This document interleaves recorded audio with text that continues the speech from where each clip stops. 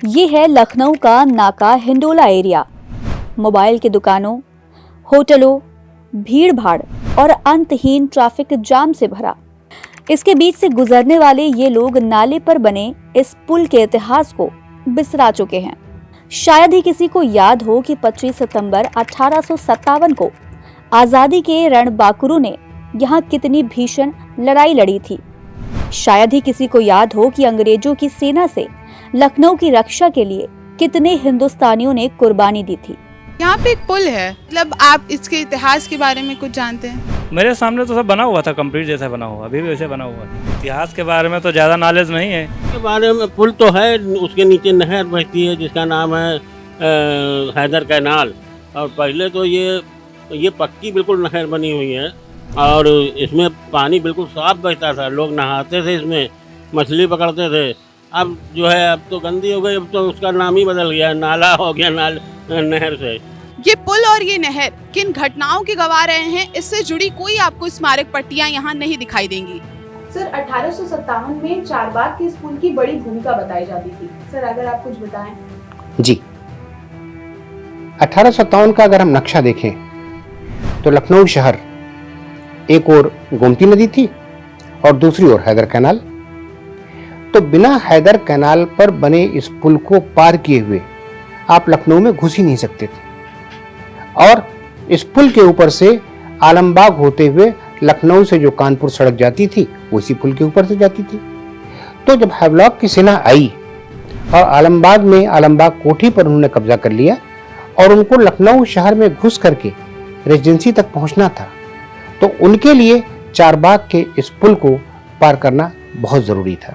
और इसलिए इस चारबाग पुल पर जो लड़ाई हुई बहुत अहम लड़ाई थी और हिंदुस्तानी सेना ने भी इस लड़ाई में बहुत जबरदस्त मोर्चा इस पुल पर बांधा था और बहुत कठिन युद्ध का सामना ब्रिटिश सेनाओं को इस चारबाग पुल पर करना पड़ा। सर चारबाग के उस पुल की बहुत महत्वपूर्ण भूमिका थी।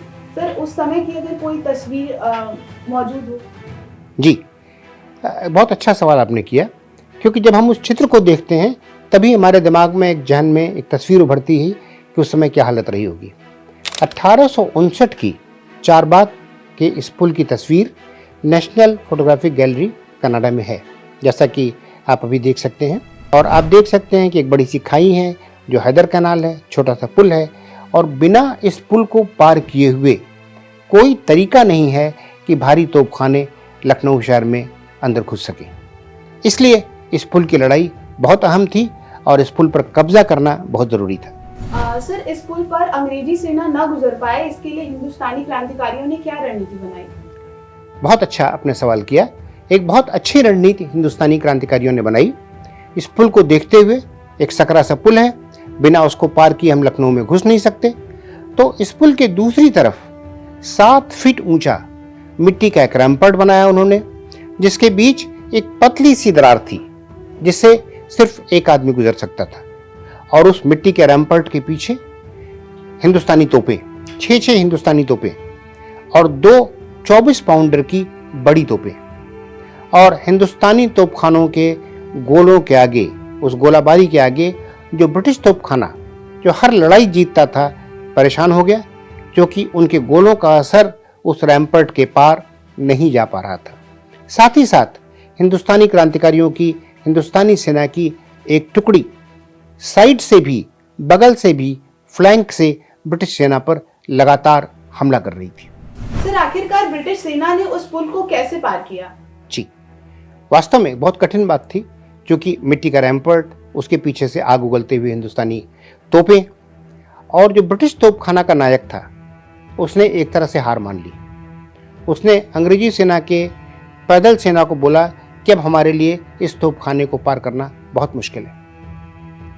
Arnold Havelock, major general Havelock के लड़के, लेफ्टिनेंट आर्नल्ड हैवलॉक, उन्होंने फिर तय किया कि हमको इस आग की दरिया के बीच से गुजर करके जाना है। उनकी एक टुकड़ी थी 28 लोगों की, जिसको हम फोरलॉर्न होप के नाम से जानते हैं।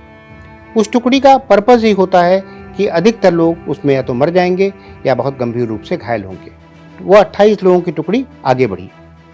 26 लोग उसमें मर गए या गंभीर रूप से घायल हुए Arnold Havelock, lieutenant Arnold Havelock, उनकी टोपी के अंदर से होती हुई गोली बाहर निकल गई, यानी बाल बाल बचे वो, और उनके साथ सिर्फ एक और आदमी। वो लोग आगे बढ़े और उनके आगे बढ़ने के साथ ही मद्रास फ्यूजिलर्स की सिपाही, उनके अंदर हिम्मत जागी और वो भी उनके साथ तेजी से आगे बढ़े, और जो पतली सी दरार थी वहाँ से आगे बढ़ते हुए उन्होंने हिंदुस्तानी तोपखाने पर कब्जा किया। लेकिन इस लड़ाई में ब्रिटिश सेना को भी भारी नुकसान का सामना करना पड़ा और हिंदुस्तानी तोपखाने के जो इंचार्ज थे मारे गए। लेकिन अल्टीमेटली उस दिन चारबाग के पुल पर अंग्रेज़ों का कब्जा हुआ, वो लखनऊ शहर में घुस पाए और देर शाम तक रेजिडेंसी में हैवलॉक पहुंच पाए। लेकिन भारत के क्रांति वीरों की ओर से लड़ी गई भीषण लड़ाई की याद दिलाने वाला यहाँ एक भी चिन्ह मौजूद नहीं है। आज़ादी के लिए अपने प्राणों की आहुति देने वालों के प्रति हमारी एकमात्र श्रद्धांजलि यही हो सकती है कि जब हम नाका से गुजरें तो अपने आसपास के शोर शराबे से थोड़ा रुके और उन स्वतंत्रता सेनानियों के सर्वोच्च बलिदान को याद करें जो अपनी आखिरी सांस तक लड़ते रहे।